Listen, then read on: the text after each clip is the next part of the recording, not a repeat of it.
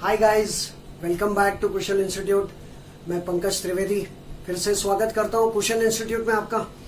पिछला वीडियो जो हमने बनाया था वो था steps for solving the problem, 10 steps for solving the problem. जो कि कोई भी प्रॉब्लम सॉल्व करो आप फाइनल अकाउंट्स का, वो 10 स्टेप्स को फॉलो किए बिना सॉल्व ना करें। अगर उन 10 स्टेप्स को प्रॉपरली अगर आप अच्छी तरीके से फॉलो करोगे तो आप कोई भी प्रॉब्लम सॉल्व कर सकते हैं।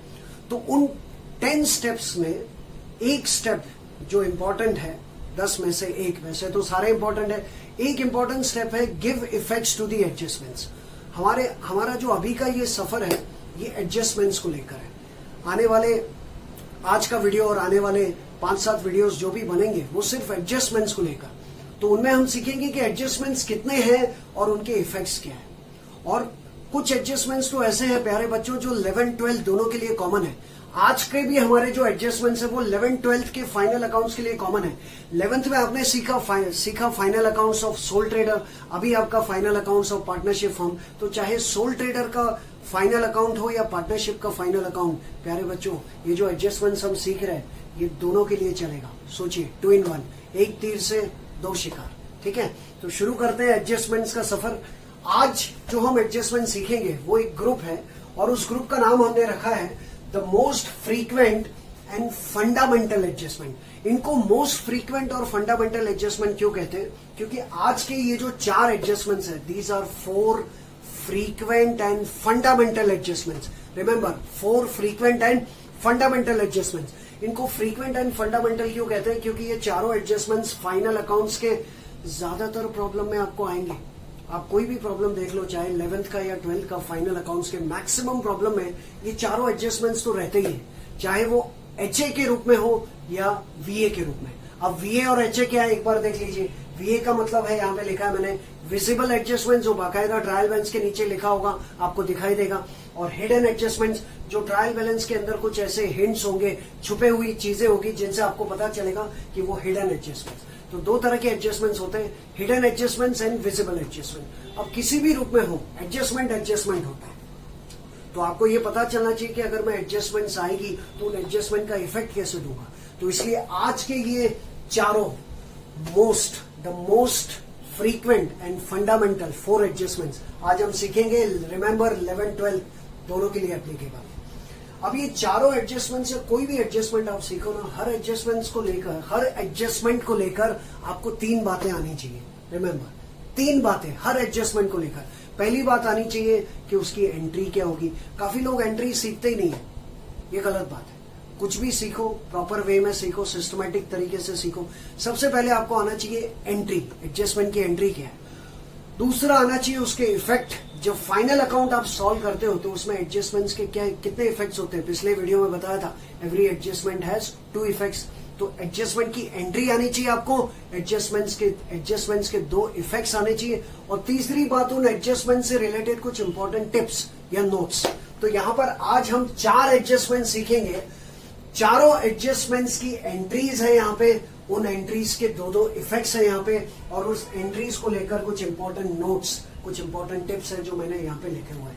एक एक करके हम समझेंगे। ठीक है, शुरू करते हैं। द मोस्ट फंडामेंटल और frequent 4 adjustments common for 11th and 12th for the final account of soul trader and for the final account of partnership, दोनों के लिए कॉमन। Please pay attention. आते हैं सबसे पहले एडजस्टमेंट पे। सुना ही होगा, जो लोग 12th में, उनके लिए तो ये कुछ खास नया नहीं है, लेकिन 11th वालों के लिए नया है। सबसे पहली एडजस्टमेंट है क्लोजिंग स्टॉक। सवाल पूछा जाए कि क्लोजिंग स्टॉक का मतलब क्या होता है, तो क्लोजिंग स्टॉक का मतलब मैंने लिखा है, देखिए आगे ब्रैकेट में, अनसोल्ड गुड्स एट टाइम। जब साल खत्म हो जाता है ना, साल खत्म हो जाता है, कब होता है फाइनेंशियल ईयर, बोलिए 31 मार्च। 31 मार्च को जब ईयर एंड होता है तो हम ये जानना चाहते हैं कि हमारे पास कितना सामान बचा हुआ है, फैक्ट्री में, गोडाउन में, दुकान में कितना बचा है। तो साल के एंड में जो बचा कुचा गुड्स होता है, जो बचा हुआ गुड्स होता है ना, उसको कहते हैं क्लोजिंग स्टॉक। पहले मीनिंग समझो, the stock which is lying in the factory और गोडाउन और shop at the end of the year is called closing stock. तो आप ज्यादातर क्या, हर एक प्रॉब्लम में ये एडजस्टमेंट हो गई जिसका नाम होगा क्लोजिंग स्टॉक। आपको अमाउंट दिया होगा प्रॉब्लम में, अमाउंट हम प्रॉब्लम में देख लेंगे। यहाँ पर अमाउंट नहीं लिखे, फिगर्स नहीं लिखे, यहाँ पर एंट्री और इफेक्ट ध्यान देना। तो पहला सवाल कि क्लोजिंग स्टॉक का मीनिंग क्या है, तो मैंने आपको बता दिया। दूसरा, उसकी एंट्री क्या है। जब भी क्लोजिंग स्टॉक आता है ये इसकी एंट्री होती है। क्लोजिंग स्टॉक की एंट्री होती है closing stock account debit to trading account, सीधा entry closing stock account debit to trading account. और एंट्री तो आनी चाहिए सबको, ये एंट्री याद कीजिए। Closing stock account debit to trading account, इसको डेबिट क्यों देते हैं और ट्रेडिंग अकाउंट को क्रेडिट क्यों देते हैं, ये भी मैं आपको रीजन देता हूं। लेकिन पहले एंट्री सब लोग एक बार फिर से बोलिए। क्लोजिंग स्टॉक की entry closing stock account debit to trading account, एक बार फिर से closing stock account debit to trading account. Yes, entry आ गई closing stock account debit to trading account. अब सवाल उठता है कि इस एंट्री के दो इफेक्ट्स क्या होंगे। जब फाइनल अकाउंट आप सॉल्व कर रहे हो, प्रॉब्लम सॉल्व कर रहे हो, तो क्लोजिंग स्टॉक की एंट्री आपने रफ में लिखी नहीं लिखी, माइंड में रखी, चलेगा। एंट्री लिखना जरूरी नहीं है, माइंड में रखो या रफ में लिखो, चलेगा। वर्किंग नोट में भी आप चाहे तो एडजस्टमेंट एंट्री लिख सकते हैं, लेकिन एंट्री तो इंपॉर्टेंट है ही है। और उससे ज्यादा इंपॉर्टेंट है एंट्री के इफेक्ट्स जो मैंने एरो करके लिखे हुए। Pay attention. What is entry for closing stock, एक बार फिर से closing stock account debit to trading account. अब इसके दो इफेक्ट देखिए। आपने डेबिट किसको दिया है, क्लोजिंग स्टॉक को। क्लोजिंग स्टॉक को आपने डेबिट दिया ना, वो जाएगा असेट्स में। पहला इफेक्ट असेट्स, और second effect to trading account, trading account credit side.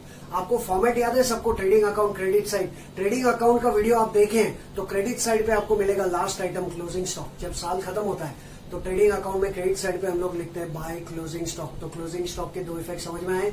एक इफेक्ट कहां जाता है, असेट्स में, और दूसरा effect trading account credit side, last item. ऐसा इसलिए होता है कि जब साल खत्म हो जाता है तो वो जो गुड्स हमारे पास बचता है वो अभी हम कब बेचेंगे, बताइए आप लोग, कब बेचेंगे, अगले साल।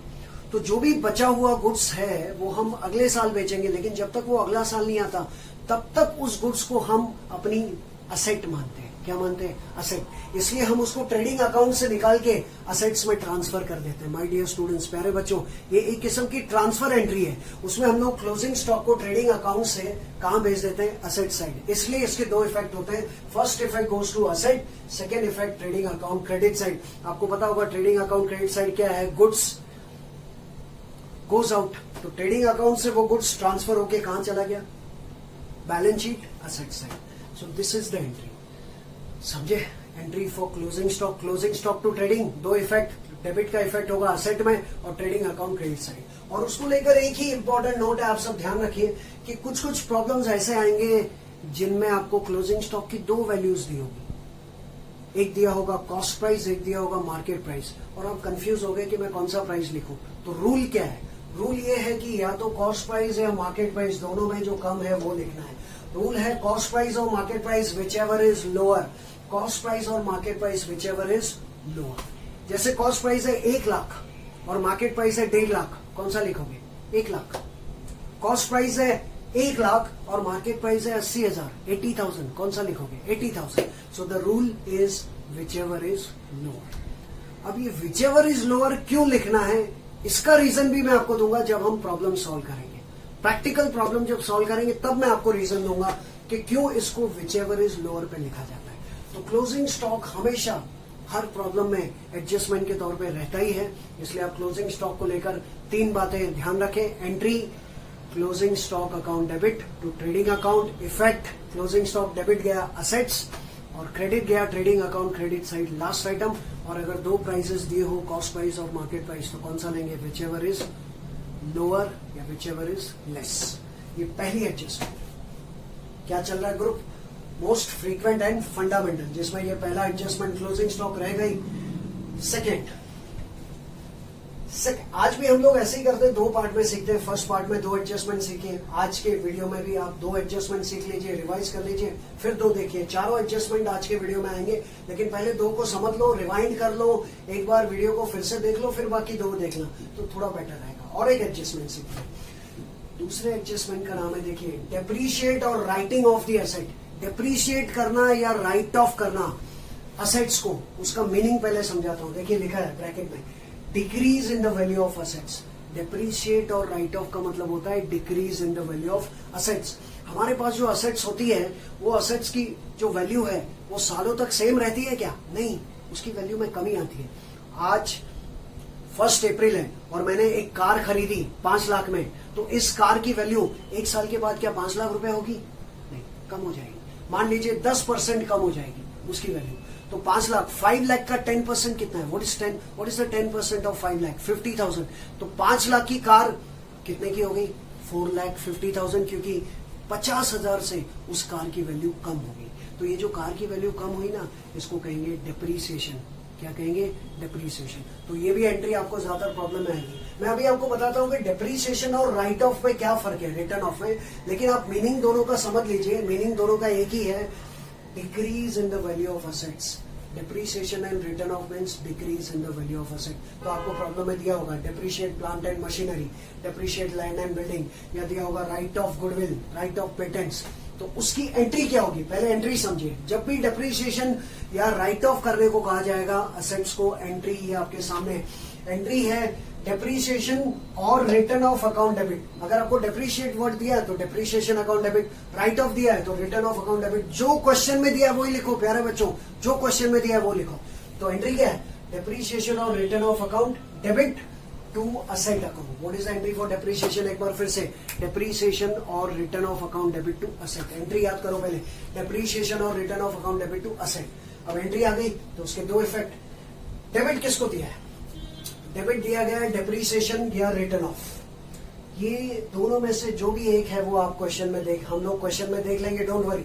लेकिन दोनों में से एक आया तो वो डेबिट ही रहेगा। So you have to debit depreciation और रिटर्न ऑफ अकाउंट। डिप्रीसिएशन और रिटर्न ऑफ अकाउंट डेबिट जो है वो कहां जाएगा? Profit and loss account debit side. Profit and loss account का फॉर्मेट आप देखिए, वीडियो देखिए, उसमें बताया है कि जितने भी लॉसेस है वो सारे कहां जाते हैं? Profit and loss. Profit and loss में कौन कौन से एक्सपेंसेस जाते हैं वो आपको आना चाहिए। पिछला वीडियो देखिए, format of profit and loss account आएगा आपको।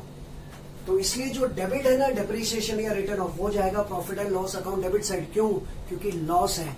आपने जो अभी तो मैंने कहा कार खरीदी 5 lakh and what is the present value? 4,50,000। The value of car is decreased bye ₹50,000। सो मुझे क्या हो गया? लॉस हो गया। अगर मेरे कार की वैल्यू 50,000 से कम हो गई तो मुझे लॉस हो गया, और उस लॉस का नाम क्या है?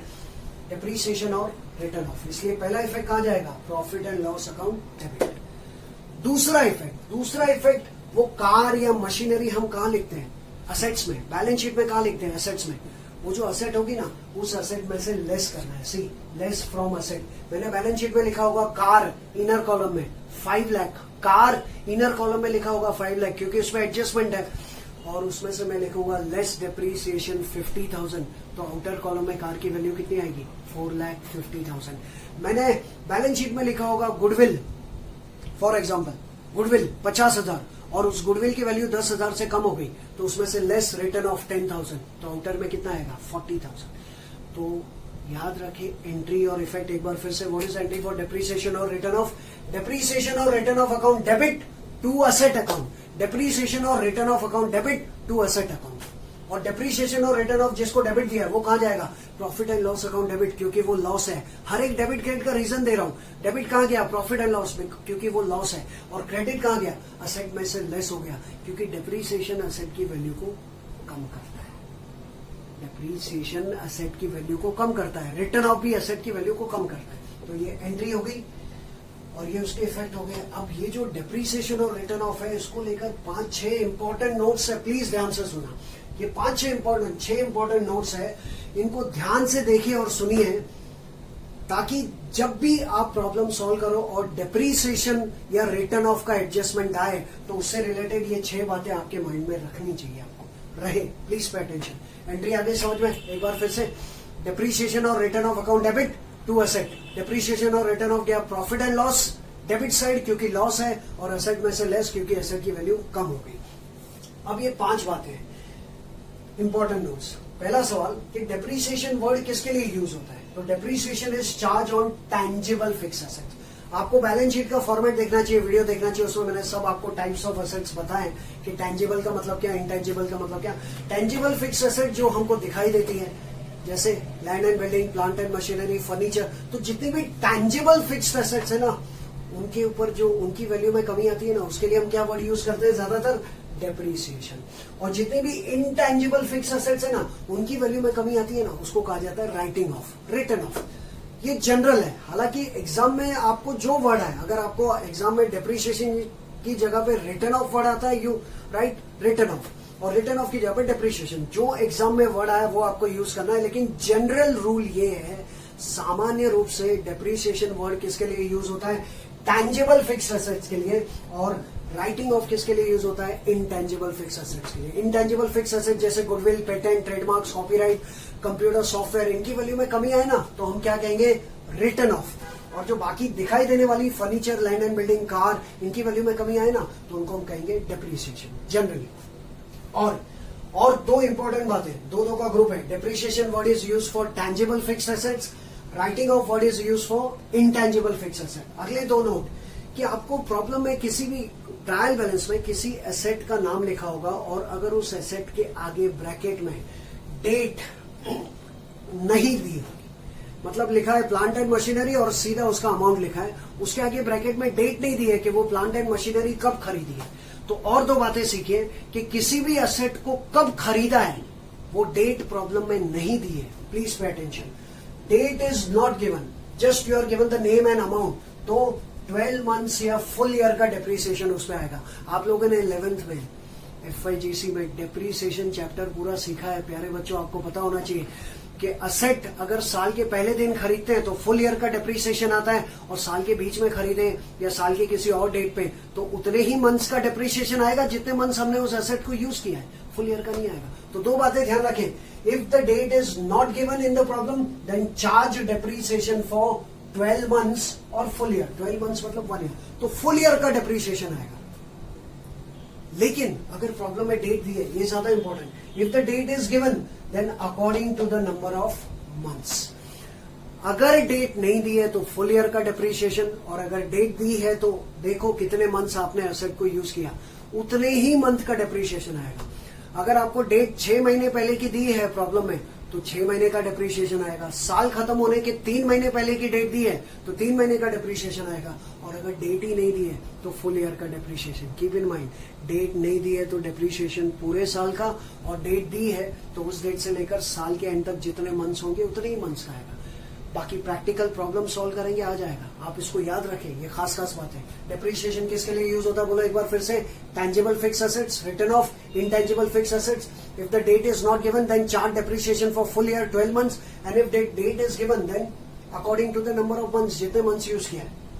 ठीक है, एक और बात जो आपको इकोनॉमिक्स में सीखने मिलेगी, 12th के इकोनॉमिक्स में, शायद अकाउंट्स में ऑब्जेक्टिव में आ जाए कि लैंड पे कभी डेप्रिसिएशन नहीं होता।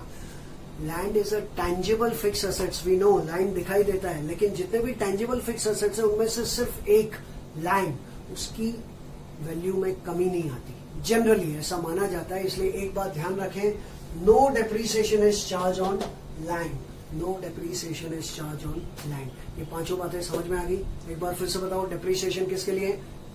Tangible fixed assets. Written of किसके लिए? Intangible fixed assets. अगर डेट नहीं दी है कब एसेट को खरीदा है तो डेप्रिसिएशन फुल ईयर यानी कि 12 मंथ्स, और डेट दी है तो उस डेट से लेकर ईयर एंड तक गिनिए, काउंट कीजिए, जितने मंथ्स होगा उतने मंथ्स का डेप्रिसिएशन। और लैंड पे कभी डेप्रिसिएशन नहीं होता। Fill in the blanks, dash is not subject to depreciation. बोलो, land is not subject to depreciation, even it is subject to appreciation. Land की वैल्यू बढ़ती है। और एक आखिरी बात डेप्रिसिएशन से रिलेटेड, कुछ प्रॉब्लम में असेट के नाम के आगे ब्रैकेट में आपको नंबर ऑफ इयर्स दिए होंगे, जैसे कि लीज होल्ड प्रॉपर्टी लिखा है ट्रायल बैलेंस में और उसके आगे ब्रैकेट में लिखा है 10 इयर्स। ट्रेडमार्क्स और उसके आगे ब्रैकेट में लिखा है 20 इयर्स। ऐसे कुछ भी, एक प्रॉपर्टी का नाम दिया है और उसके आगे ब्रैकेट में क्या दिया है? Number of years. तो क्या करेंगे? ध्यान देना, अगर किसी भी एसेट के क्या दिया हो आपको? नंबर ऑफ इयर्स, उसका मतलब होता है लाइफ, उस एसेट की लाइफ। अगर प्रॉब्लम में जो भी एसेट है जिसके ऊपर हम डेप्रिसिएशन चार्ज करने वाले हैं, प्रॉब्लम में जो भी एसेट है जिसके ऊपर हम डेप्रिसिएशन चार्ज करने वाले हैं या उसकी वैल्यू कम होने वाली है, राइट ऑफ होने वाला है, अगर प्रॉब्लम में उससे रिलेटेड क्या दिए हो? नंबर ऑफ मंथ्स यानी कि लाइफ। अब वो नंबर ऑफ मंथ्स या लाइफ को लेकर VA भी हो सकता है, HA भी हो सकता है। VA मतलब विजिबल एडजस्टमेंट, HA मतलब हिडन एच। वो प्रॉब्लम में देखेंगे कि विजिबली लिखा है कि इस एसेट की लाइफ 10 साल है या फिर कहीं ब्रैकेट में लिखा है HA, वो हम देखेंगे। लेकिन आप ये समझ जाओ कि प्रॉब्लम में आपको क्या बात दी है? नंबर ऑफ इयर्स, उस एसेट की लाइफ कितनी है वो अगर आपको दिया है तो आपको डेप्रीसिएशन 1 साल का ढूंढना पड़ेगा। 1 साल का डेप्रीसिएशन ढूंढना पड़ेगा फॉर्मूला अप्लाई करके। You have to apply the formula, you have to apply the equation. अब ढूंढे कैसे? हमको खाली लिखा है असेट का नाम और ब्रैकेट में नंबर ऑफ ईयर्स, तो हम कैसे ढूंढे? एक ही एग्जांपल देता हूं, ध्यान से सुनिए। ट्रायल बैलेंस में लिखा है lease hold property 1 lakh. Trial balance में लिखा है लीज होल्ड प्रॉपर्टी 1 लाख और ब्रैकेट में लिखा है 10 ईयर्स। इसका मतलब जो लीज होल्ड प्रॉपर्टी हमारी है वो कितने साल के लिए है? 10 ईयर्स। तो अब उस लीज होल्ड प्रॉपर्टी को कैसे डेप्रिशिएट करेंगे या कैसे राइट ऑफ करेंगे, उसके लिए उसका एक फॉर्मूला है, उसका एक इक्वेशन है। Please pay attention. Per annum amount of depreciation और रिटर्न ऑफ कैसे ढूंढा जाता है? Value of asset upon number of years. क्या करो? जो भी असेट की वैल्यू है उसको नंबर ऑफ ईयर्स से डिवाइड कर दो। अभी जो मैंने एग्जांपल दिया आपको, लीज होल्ड की वैल्यू कितनी थी? 1 लाख और उसकी लाइफ कितने ईयर्स थी? 10 ईयर्स। तो 1 लाख को 10 ईयर्स से डिवाइड करो। 1 लाख डिवाइडेड बाय 10 यानी कि 10,000 पर एनम। उस लीज होल्ड प्रॉपर्टी का डेप्रिसिएशन कितना आएगा? 10,000 पर एनम। कंफ्यूजन हो रहा है तो प्रॉब्लम तो आने ही वाला है, मैं आपको समझा दूंगा। आप खाली इसका फॉर्मूला याद रखें कि किसी भी एसेट के अगर नंबर ऑफ ईयर्स या लाइफ दी हो तो उसके डेप्रिसिएशन को ढूंढने का फॉर्मूला है value of asset upon number of years. अब वैल्यू ऑफ असेट को हम कॉस्ट भी कहते हैं, excuse me, number of years को हम लाइफ भी कहते हैं। So cost upon life can also be called as value of asset upon number. हाँ, लेकिन और एक बात, ये जो फॉर्मूला लिखा है value of asset upon number of years, ये आपको फाइनल अकाउंट के लिए एप्लीकेबल है। Cost upon life final account के लिए एप्लीकेबल है। वैसे रियल फॉर्मूला आप लोगों ने एफआईजीसी डेप्रीसिएशन में सीखा हुआ है। What is the formula for calculating depreciation per annum? Depreciation per annum is equal to original cost minus estimated scrap value upon estimated life. तो यहां पर एस्टिमेटेड स्क्रैप वैल्यू कंसेप्ट नहीं है, देखिए यहां पर सिर्फ कॉस्ट अपॉन लाइफ। तो एक चीज जो डेप्रीसिएशन चैप्टर में सेपरेटली आपको सिखाई जाती है, एक्चुअल फॉर्मूला, वो है cost minus estimated scrap value upon life. यहां पर एस्टिमेटेड स्क्रैप वैल्यू नहीं है, ज्यादातर प्रॉब्लम में वो नहीं दिए होते हैं। बेवजह उसको डाल के मैं आपको कंफ्यूज नहीं करूंगा। शायद किसी को लगेगा कि सर ने गलत फॉर्मूला सीखा है, इसलिए ये मैं क्लियर कर दूं कि इसमें से एक और चीज लेस होती है, लेकिन वो फाइनल अकाउंट के लिए एप्लीकेबल नहीं है। Actual formula you have in FIGC depreciation chapter called depreciation per annum is equal to original cost minus estimated scrap value upon life. तो यहां पर एस्टिमेटेड स्क्रैप वैल्यू नहीं है, दो ही चीज है, ओरिजिनल कॉस्ट और लाइफ। इसलिए हम ओरिजिनल कॉस्ट को लाइफ से डिवाइड करेंगे, हमको डेप्रीसिएशन मिल जाएगा। तो ये डेप्रीसिएशन और रिटर्न ऑफ की एंट्री और उससे रिलेटेड 6 इंपॉर्टेंट नोट्स।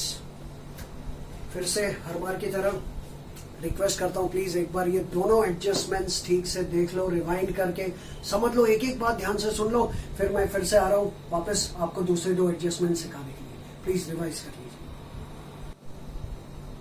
कर लिया रिवाइंड? रिवाइज देख लिया? 2 एडजस्टमेंट्स ध्यान से, ठीक है। अगले 2 एडजस्टमेंट्स है नंबर 3। नंबर 3 का नाम देखिए क्या लिखा है, आउटस्टैंडिंग एक्सपेंसेस। आउटस्टैंडिंग एक्सपेंसेस का पहले तो मीनिंग समझ लेते हैं। हर एक एडजस्टमेंट का मीनिंग पहले आना चाहिए, उसके बाद उसकी एंट्री आनी चाहिए और उसके 2 इफेक्ट्स आने चाहिए, अदरवाइज पढ़ाई करके फायदा नहीं है। तो अगला एक्सपेंस है आउटस्टैंडिंग एक्सपेंस। अगला एडजस्टमेंट है आउटस्टैंडिंग एक्सपेंसेस। आपको ये एडजस्टमेंट भी ज्यादातर हर प्रॉब्लम में दिया होगा। पहला सवाल ये उठता है कि आउटस्टैंडिंग एक्सपेंसेस का मतलब क्या है। देखिए ब्रैकेट में लिखा है current years expenses not yet paid. कुछ खर्चे ऐसे होते हैं इस साल के, हम लोग फाइनल अकाउंट करंट ईयर का बना रहे हैं अभी, और मान लो करंट ईयर अभी चल रहा है 2020 2021। करंट ईयर कौन सा चल रहा है? 2021। तो अगर हम फाइनल अकाउंट करंट ईयर का बता रहे हैं तो उस फाइनल अकाउंट में जितने भी खर्चे हम लिखेंगे ना, एक्सपेंसेस, वो भी करंट ईयर के ही होने चाहिए। लेकिन कुछ करंट ईयर के एक्सपेंसेस, प्यारे बच्चों, कुछ करंट ईयर के एक्सपेंसेस ऐसे हैं जो हमने अभी तक पे नहीं किए, पे करने का बाकी है। साल खत्म हो गया, 31 मार्च आ गया, लेकिन कुछ एम्प्लॉइज ऐसे हैं जिनको हमने सैलरी नहीं दी। साल खत्म हो गया लेकिन हमने अपने लैंडलॉर्ड को रेंट नहीं दिया। साल खत्म हो गया, पिछले 1 महीने का इलेक्ट्रिसिटी बिल पे करने का बाकी है, इंश्योरेंस प्रीमियम पे करना बाकी है। ये सब एग्जांपल्स दे रहा हूं मैं। ये सारे खर्चे, किसी को सैलरी देना बाकी है, किसी को रेंट देना है, किसी को इंश्योरेंस पे करना है, ये सारे खर्चे, इलेक्ट्रिसिटी बिल पे करना है, ये सारे खर्चे है कौन से ईयर के, कौन से साल के, करंट ईयर के। करंट ईयर के एक्सपेंसेस है लेकिन हमने उनको पे नहीं किया, पे करने का बाकी है ना, तो उन एक्सपेंसेस का नाम होगा outstanding expenses. What do you mean by outstanding expenses? Current years expenses not yet paid, they will be paid either next year और इन फ्यूचर। बस इस साल पे किया क्या हमने, नहीं पे किया, पे करने का बाकी है ना, तो उसकी एंट्री समझिए। अब ये जो मैंने एग्जांपल दिया, सैलरी है आउटस्टैंडिंग, तो उसको आप कहेंगे आउटस्टैंडिंग सैलरी। रेंट है तो outstanding rent, outstanding electricity, outstanding wages. जो भी एक्सपेंस का नाम दिया है वो आपको आउटस्टैंडिंग के बाद यूज करना है। वो आपको प्रॉब्लम में दिया होगा कौन सा एक्सपेंस आउटस्टैंडिंग है। जब जब आउटस्टैंडिंग एक्सपेंसेस आएगा पहले उसकी एंट्री समझ लीजिए। एंट्री है, देखिए entry, expenses account debit to outstanding expenses account. What is the entry? Expenses account debit to outstanding expenses account. अब मैंने डेबिट क्यों, किसको दिया डेबिट? एक्सपेंसेस को। मान लीजिए आउटस्टैंडिंग सैलरी है तो एंट्री होगी salary account debit to outstanding salary. यहां पे क्या एंट्री लिखी है? Expense account debit to outstanding expense. तो अगर एक्सपेंस का नाम सैलरी है तो एंट्री क्या होगी? Salary account debit to outstanding salary. Rent है, एंट्री क्या होगी? Rent account debit to outstanding rent. Wages है, wages account debit to outstanding wages, entry वो होगी। तो हमेशा डेबिट किसको देना है आपको? डेबिट देना है एक्सपेंस को, एक्सपेंस के नाम को, और क्रेडिट किसको देना है? आउटस्टैंडिंग एक्सपेंस को। अब क्यों डेबिट दिया, क्यों क्रेडिट दिया, इसका रीजन देता हूं। आपने डेबिट किसको दिया? एक्सपेंस को। क्यों? क्योंकि वो एक्सपेंस इस साल का है, करंट ईयर का है। आपने पे किया, नहीं पे किया, पता है मुझे, लेकिन है कौन से ईयर का? करंट ईयर का। तो जितने भी करंट ईयर के खर्चे हैं, चाहे आपने पे किया हो कि नहीं पे किया हो, उसको आपको एक्सपेंस को डेबिट देना ही पड़ेगा और उसको ऐड करना पड़ेगा उस एक्सपेंस में। यानी अगर आपने लिखा है सैलरी अकाउंट डेबिट तो आप उसको सैलरी में ऐड करेंगे। सैलरी आपको दी होगी ना, ट्रायल बैलेंस में सैलरी दी होगी। सैलरी कहां जाता है? Profit and loss. Profit and loss में आपने सैलरी लिखी है 50,000 और यहां पे दिया आउटस्टैंडिंग सैलरी 10,000। ट्रायल बैलेंस में सैलरी दी है 50,000 और यहाँ पे आउटस्टैंडिंग सैलरी दी है 10,000। तो ये 10,000 की जो सैलरी है वो उस 50,000 में ऐड होगा। क्या होगा? ऐड होगा। तो पहला इफेक्ट जो एक्सपेंस को डेबिट दिया है, देखिए पहला इफेक्ट क्या लिखा है? Add to expense. सैलरी पे कितनी की है आपने ट्रायल बैलेंस के हिसाब से? 50,000 और एडजस्टमेंट के हिसाब से कितनी सैलरी बाकी है? 10,000। तो वो 10,000 उस 50,000 में ऐड करना है, याद रखें। तो पहला effect add to expense. Salary है, सैलरी में ऐड करो, रेंट है तो रेंट में ऐड करो, वेजेस है वेजेस में ऐड करो। जो भी एक्सपेंस आउटस्टैंडिंग है उस एक्सपेंस के अंदर वो अमाउंट ऐड करना है आपको। तो एक्सपेंस अकाउंट डेबिट क्या होता है? Add to expense. लेकिन क्या ये एक्सपेंस पे किया आपने? बाकी है ना, पे करने का बाकी है, इसलिए उसका सेकेंड इफेक्ट ये होगा, आउटस्टैंडिंग एक्सपेंस जाएगा लायबिलिटीज में। Second effect goes to liability.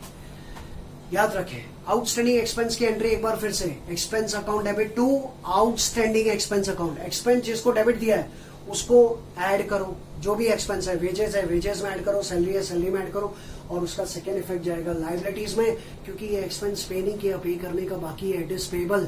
And remember, liabilities का मतलब क्या है? What ever is payable. जो कर्जा हमने नहीं चुकाया, चुकाना बाकी है, उसको क्या कहते हैं? लायबिलिटीज। बैलेंस शीट में आपको बता दिया, एग्जाम्पल्स भी दिए थे। समझ में आया आउटस्टैंडिंग एक्सपेंस का मतलब क्या होता है? आउटस्टैंडिंग एक्सपेंस की एंट्री एक बार फिर से, expense account debit to outstanding expense. Expense का नाम दिया है सैलरी, तो entry salary to outstanding salary, rent to outstanding rent, wages to outstanding wages.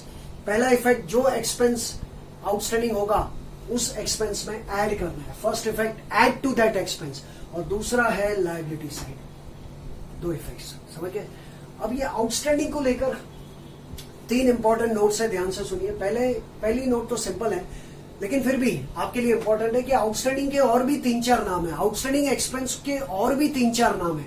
Outstanding expense का दूसरा नाम है अनपेड एक्सपेंस। उसको अनपेड एक्सपेंस भी कह सकते हैं, उसको अक्रूड एक्सपेंस भी कह सकते हैं। याद रखना, अक्रूड मतलब वो खर्चा जो हो चुका है लेकिन हमने पैसा पे नहीं किया, उसका टाइम आके चला गया लेकिन वो खर्चा हमने चुकाया नहीं, उसको कहेंगे अक्रूड एक्सपेंस। अच्छा नाम है, याद रखिए। एक्सपेंसेस पेबल, समझ गए? वो एक्सपेंस जो पे नहीं किया, पे करने का बाकी है। एंड एक्सपेंसेस ड्यू, वो एक्सपेंस जो ड्यू है, due to be paid, we have not paid yet, उसको हम कहेंगे आउटस्टैंडिंग एक्सपेंस। तो आउटस्टैंडिंग एक्सपेंस के टोटल 5 नाम हो गए। Outstanding expense, unpaid expense, accrued expense, expenses payable and expenses due. आप फिलहाल एंट्री के लिए एक ही नाम याद रखिए, लेकिन उसके 4 में से एग्जाम में कुछ भी आ सकता है, तो एंट्री आप ये भी लिखेंगे तो चलेगा। What is entry? Expense account debit to outstanding expense. आई बात समझ में? और ये जो आउटस्टैंडिंग है ना, उसको लेकर प्रॉब्लम है, वीए भी हो सकता है, एचए भी हो सकता है। वीए फॉर, ये जो फॉर्मूला मैंने अभी यहाँ पे आपको बताया था डेप्रिसिएशन का, उसको लेकर भी मैंने कहा ना कि उसके ऊपर वीए भी हो सकता है और एचए भी हो सकता है। वीए मतलब विजिबल एडजस्टमेंट, एचए मतलब हिडन एडजस्टमेंट। तो ये आउटस्टैंडिंग को लेकर भी वीए हो सकता है, एचए हो सकता है। वीए का मतलब विजिबल एडजस्टमेंट। विजिबल एडजस्टमेंट क्या होगा? ट्रायल बैलेंस के नीचे ही आपको क्लियरली दिया होगा, सी बिलो द ट्रायल बैलेंस। आपको दिया होगा आउटस्टैंडिंग सैलरी ₹5,000 या outstanding rent ₹10,000, clearly trial balance के नीचे आपको बाकायदा मेंशन किया होगा। तो वो कौन सा एडजस्टमेंट? विजिबल। लेकिन एचए भी हो सकता है। आउटस्टैंडिंग के ऊपर एचए कैसे पहचानेंगे? तो आउटस्टैंडिंग के ऊपर एचए कैसे पहचानेंगे? ट्रायल बैलेंस में जो एक्सपेंस है, उस एक्सपेंस के आगे, ट्रायल बैलेंस की बात कर रहा हूं, क्वेश्चन में क्या दिया होता है? Trial balance. ट्रायल बैलेंस में जो एक्सपेंस दिया होगा, उस एक्सपेंस के आगे ब्रैकेट में मंथ्स दिए होंगे, और वो मंथ्स 12 मंथ से कम होंगे। देखो यहाँ पे, expense for less than 12 months seen in the trial balance. नहीं समझ में आया? मैं आपको समझाता हूं। ट्रायल बैलेंस में लिखा है सैलरी, और ब्रैकेट में लिखा है 10 मंथ्स। तो 10 मंथ्स 12 महीने से ज्यादा है या कम है? बोलो, कम है ना। मतलब कोई भी एक्सपेंस दिया होगा और उसके एक्सपेंस के आगे ब्रैकेट में मंथ्स दिए होंगे जो 12 मंथ से कम होंगे, तो समझ जाओ कि उसके ऊपर कौन सा एडजस्टमेंट है? आउटस्टैंडिंग। मैंने अभी एग्जांपल दिया सैलरी, और ब्रैकेट में क्या लिखा है? 10 मंथ्स। इसका मतलब कि सैलरी 10 महीने की पे की है, मतलब 2 महीने की बाकी है। फाइनल अकाउंट कितने मंथ्स का होता है? 12 मंथ्स। और कितने मंथ्स का पे किया है ब्रैकेट में? 10 months. So if it is paid for 10 months, that means it is outstanding for 2 months. Trial balance में हमने पढ़ा रेंट, और ब्रैकेट में लिखा है 9 मंथ्स। रेंट और ब्रैकेट में लिखा है 9 मंथ्स, मतलब वो भी एचए हो गया। 9 मंथ्स का भाड़ा पे किया है, तो कितने महीने का भाड़ा बाकी है? बोलो, 3 महीने का। तो इस तरह से इसके ये हिंट्स है कि ट्रायल बैलेंस में जो भी एक्सपेंस है, उस एक्सपेंस के आगे ब्रैकेट में आपको क्या दिया होगा? Number of months. और वो नंबर ऑफ मंथ्स जो होंगे वो 12 महीने से कम होंगे। तो जितने महीने कम होंगे उतने महीने का आउटस्टैंडिंग। 8 मंथ्स का पे किया तो 4 मंथ्स का बाकी है। 9 मंथ्स का पे किया 3 मंथ्स का बाकी है। 11 मंथ्स का पे किया तो 1 मंथ का बाकी है। तो ये उसके हिंट्स है। आउटस्टैंडिंग एक्सपेंस, समझ गए? क्लियर? अब चलते हैं आउटस्टैंडिंग का opposite. The opposite of outstanding is prepaid expense. अभी मैंने क्या कहा था? आउटस्टैंडिंग एक्सपेंस का मतलब वो खर्चा जो करंट ईयर का है, इस साल का है, लेकिन हमने पे नहीं किया, पे करने का बाकी है। तो प्रीपेड एक्सपेंस क्या है? प्रीपेड एक्सपेंस यानी वो एक्सपेंस जो नेक्स्ट ईयर का है, आने वाले सालों का है, अगले साल का या आने वाले 2-3 साल का, लेकिन हमने इस साल ही उसको पे कर दिया। जैसे अगर आप 12th स्टैंडर्ड में पढ़ रहे हो, अभी समझो कोई 11th स्टैंडर्ड में बच्चा पढ़ रहा है, 11th स्टैंडर्ड में वो एडमिशन लेता है, और 11th स्टैंडर्ड में एडमिशन लेते लेते क्लासेस में वो 12th की भी फीस भर देता है। मतलब एडमिशन उसने 11th का तो लिया, लेकिन 12th का भी एडवांस एडमिशन ले लिया। उस स्टूडेंट ने 11-12 दोनों क्लास की फीस पे करी, तो 11th में तो वो पढ़ेगा इस साल, लेकिन 12th में तो अगले साल पढ़ेगा ना। तो उसकी 12th की फीस क्या है? प्रीपेड है। क्या कहेंगे उसको? प्रीपेड। आप लोग अगर 12th में हो और 12th में पढ़ते हुए आपने 13 FY BCom या BAF का एडवांस एडमिशन क्लासेस में लेके फीस भर दी, तो वो आपके लिए प्रीपेड है। मतलब आने वाले साल का या आने वाले सालों का पैसा, वर्षों का पैसा किसी को हम एडवांस में ही दे देना, तो उसको कहा जाता है प्रीपेड एक्सपेंस। मीनिंग लिखा है next years expenses paid in the current year. Outstanding का मतलब क्या है? करंट ईयर्स एक्सपेंस जो अभी तक पे नहीं किया, not yet paid, yet to be paid. जबकि प्रीपेड का मतलब है next years expenses paid in the current year, आने वाले साल का पैसा इस साल ही पे कर दिया। अगर आपको ये एंट्री समझ में आई तो ये भी आएगी। जैसे आउटस्टैंडिंग का मीनिंग जो है इसका अपोजिट है। आउटस्टैंडिंग की एंट्री क्या है? Expense account debit to outstanding expense. तो प्रीपेड की एंट्री क्या है? देखिए, प्रीपेड एक्सपेंस टू एक्सपेंस, उल्टा हो गया। वहां पर आउटस्टैंडिंग वर्ड है, यहाँ पे प्रीपेड है। What is the entry for prepaid expense? Prepaid expense की entry prepaid expense account debit to expense. Outstanding की entry expense to outstanding expense. What is entry for prepaid expense? Prepaid expense to expense, उल्टा कर देंगे। Prepaid expense account debit to expense. What is entry? Prepaid expense account debit to expense. Prepaid expense कहां जाएगा? Assets. क्योंकि अगर outstanding liability है तो prepaid उसका अपोजिट हुआ, कहां जाएगा? असेट्स। क्योंकि हमने सामने वाले को आने वाले साल का पैसा एडवांस में दे दिया। आपने मुझे नेक्स्ट ईयर की फीस भी अगर इस साल दे दी तो वो पैसा आपका है, वो आपकी एसेट है। सो प्रीपेड एक्सपेंस हमेशा कहा जाता है एसेट, और एक्सपेंस अकाउंट क्रेडिट है वो एक्सपेंस में से लेस होगा।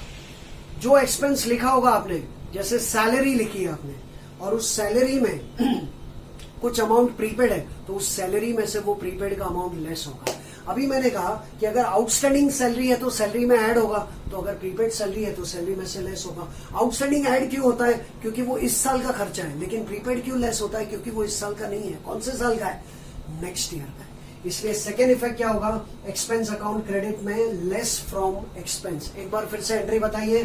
Prepaid expense to expense. Prepaid expense कहा जाता है असेट्स, क्योंकि हमने एडवांस में पैसा दिया है, वो पैसा हमारा ही संपत्ति है, हमारी एसेट है। और दूसरा, एक्सपेंस में से लेस होता है क्योंकि वो एक्सपेंस इस साल का नहीं है। कौन से ईयर का है? Next year.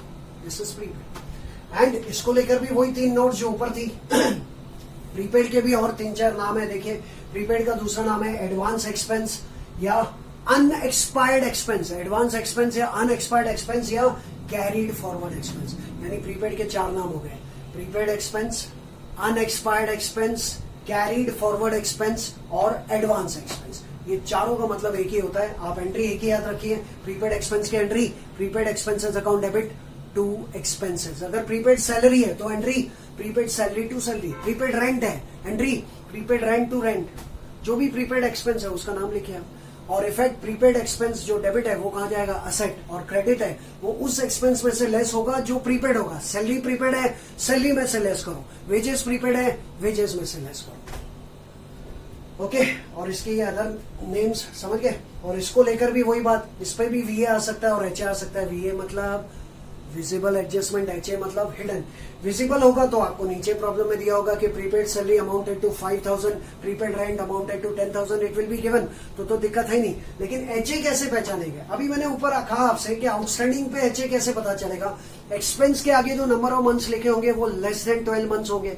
Less than 12 months है तो आउटस्टैंडिंग, लेकिन अगर मोर देन 12 मंथ्स है तो प्रीपेड। देखिए हिंट क्या है इसका, एचए का।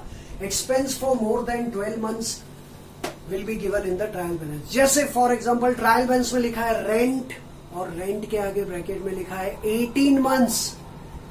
रेंट के आगे ब्रैकेट में लिखा है 18 मंथ्स, यानी कि 12 महीने के बाद गिनो तो और कितने महीने हो गए? 6 महीने। यानी रेंट हमने 18 महीने का पे किया है, लेकिन साल तो 12 महीने का ही होता है। तो 12 महीने माइनस करो 18 में से, कितने हो गए? 6 महीने। यानी 6 महीने का प्रीपेड। फाइनल अकाउंट 12 मंथ्स का है, लेकिन हमने सामने वाले को 18 मंथ्स का पैसा दिया, तो कितने मंथ्स का एक्स्ट्रा दिया? 6 मंथ्स। 6 मंथ्स का प्रीपेड। समझ में आ रहा है? या किसी को सैलरी दी है और उसके आगे ब्रैकेट में लिखा है 15 मंथ्स, तो 15 में से 12 माइनस करो, कितने मंथ्स हो गए? 3 मंथ्स। 3 मंथ्स का क्या हो गया? प्रीपेड। लेस देन 12 मंथ्स लिखा है ना, तो उसके ऊपर एचए होगा आउटस्टैंडिंग का, और मोर देन 12 मंथ्स लिखा है तो उसके ऊपर प्रीपेड का। ये नोट्स। और सबसे आखिर में वीए और एचए का फुल फॉर्म। ये चारों एडजस्टमेंट्स के बिना शायद ही प्रॉब्लम होगा। मेरी बात समझिए, हर एक प्रॉब्लम ज्यादातर इन चारों एडजस्टमेंट्स से भरा हुआ ही रहेगा। एक आध कम ज्यादा कभी कभार हो जाए, लेकिन हम ये मान के चलते कि ये चारों के बिना प्रॉब्लम आएगा ही नहीं, और ये चारों एडजस्टमेंट्स हमको सीखनी ही है। जाने से पहले एक बार फटाफट रिवाइज कर लेते हैं। तो चारों एडजस्टमेंट्स का हेडिंग क्या लिखा गया है? The most frequent and fundamental adjustments. These are the most repeated. Frequent मतलब जो बार बार आता है। सबसे पहला एडजस्टमेंट है क्लोजिंग स्टॉक। क्लोजिंग स्टॉक का मीनिंग होता है अनसोल्ड गुड्स एट एंड। उसकी एंट्री होती है closing stock account debit to trading account. Closing stock debit जाता है असेट में, और trading account credit side. Last item लिखते हैं हम लोग बाय क्लोजिंग स्टॉक। और अगर 2 प्राइसेस दिए हो, कॉस्ट प्राइस और मार्केट प्राइस, तो हम लोग लिखेंगे which ever is lower, which ever is less. दोनों में जो कम रहेगा वो। समझ गए? दूसरी एंट्री डेप्रीसिएशन या राइट ऑफ करने की।